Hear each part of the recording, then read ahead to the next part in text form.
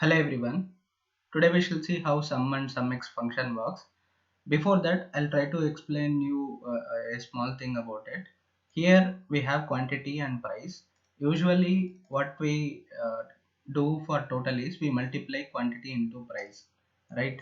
Here suppose that we add sum, like add the quantity, sum of quantity, we get 140. Okay, and suppose that we add price, we get 1600. If at all we want total, we never multiply these two numbers directly. Suppose that if we multiply, okay, see, we could see what value we get. Okay, it is 2,24,000, but in reality, if we total these values, which is the product of quantity into price, we could see the real total. This 47,700 is the real total of it.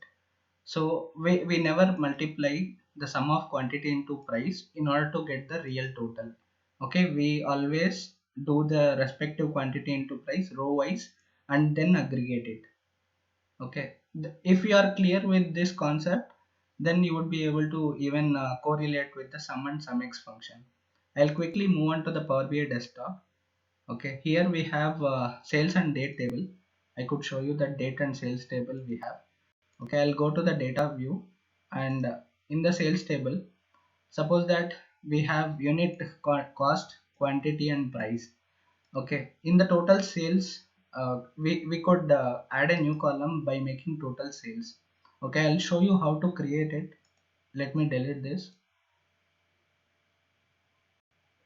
Okay, now what we are going to make is calculated column. I'm clicking on new column, and I'll type the column name. Suppose that it is total sales. Usually what we do is unit price into quantity. So in calculated column, it acts in row context. Suppose that instead of making calculated column, we want something called measure with respect to the same condition. What we do is we use SUMX. Okay, I have created a measure table. You could also even create the measure table by selecting home tab, click on this enter data and just rename the table name and you could use it. I'll click on the measure table. I'll use new measure. Okay, I'll type total sales using SUMX. Okay, here I'll type SUMX, open the parenthesis, provide the table name which is sales. Our expression is unit price into quantity, which results in total sales using SUMX. I'll click over here. Let us see whether this measure and calculated column are working fine or not. Okay, I'll go to home. I'll take a normal table. Okay, this is my table. What I could do is I could add data, select the brand. Okay, these are my few brands which I have. Okay, now I am using this calculated column in the table. Here you could see that this is my calculated table where the total is 127 million. Suppose that I bring the measure which I have used. Okay, here you could see that the measure also is resulting in the correct way because it is reiterating in the each and every row and then aggregating it, similar to the Excel sheet which I have shown you. This is how sum and SUMX function works. This total sales, by default it is aggregating. Okay, this way if we bring the column directly into the table, then it is called implicit measure. Okay, here we have calculated column. Suppose that it is a direct column, and if we bring to the table or visual, it is called implicit measure. The measure which we are writing by making a new measure, it is called explicit measure. Okay, this is the difference between implicit and explicit measure, and I'll show you how we could even use the sum function. I'll click on home. Okay, here you could use the new measure. You could go to the tables and you can create the new measure.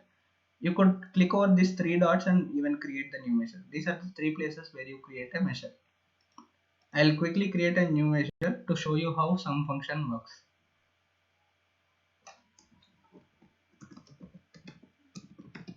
Total sales using sum.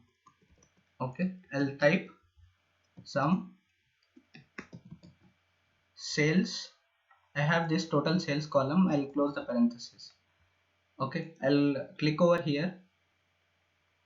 Now I shall bring this sum measure to the table and you could see how it works. Okay, here you could see that it is still giving me the same result because it is aggregating this calculated column which is present in the sales table. Here we could understand by implicit measure, by explicit measures, by sum function and SUMX function, by the understanding the filter context and row context. Sum function works in filter context. SUMX function it works in row context.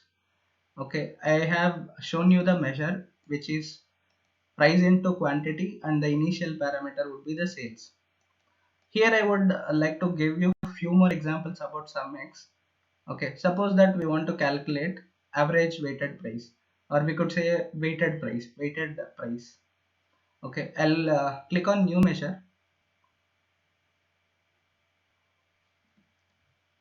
Here I'll type weighted price or weighted average price. I'll write SUMX, open the parenthesis. You could already use the measure, but I'm writing again to make you understand.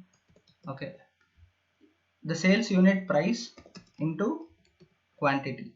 Okay, this is my SUMX measure where I could directly give this sum of sales, okay, which could be aggregated. Here, since we want weighted price, we must divide it with SUMX sales. I'll use only the quantity. Okay, that is what the formula is for the uh, weighted average price or weighted price. Okay, here the quantity, make sure that you use this sales bracket quantity, otherwise it would not take the parameter. Okay, once I click over it and bring it to the table, you could see what are the values. Okay, for weighted prices calculation, here you could similarly use this SUMX function, like SUMX price into quantity divided by total quantity. I'll give one more example for this SUMX function. I'll create new measure. Okay, suppose that we want to calculate average revenue or average okay, I'll type average revenue. Here we'll use SUMX again. The table name is sales. We need that sales, so I'll type quantity into unit price. Okay, this is my usual SUMX measure for aggregation. I'll divide it by count rows. Okay, count rows is a function which counts the rows in a particular table for the values present. Okay, I'll give the table name as sales. Okay, it would give me that average sales. Okay, for each of the brand it would filter out. Once I use this measure in my table, you could see the values. You may cross validate it. I'll provide the dataset link in the description. I hope you have understood the aggregation part and also the usage of SUMX. This is all for now. Thank you for watching and we shall meet in the next video.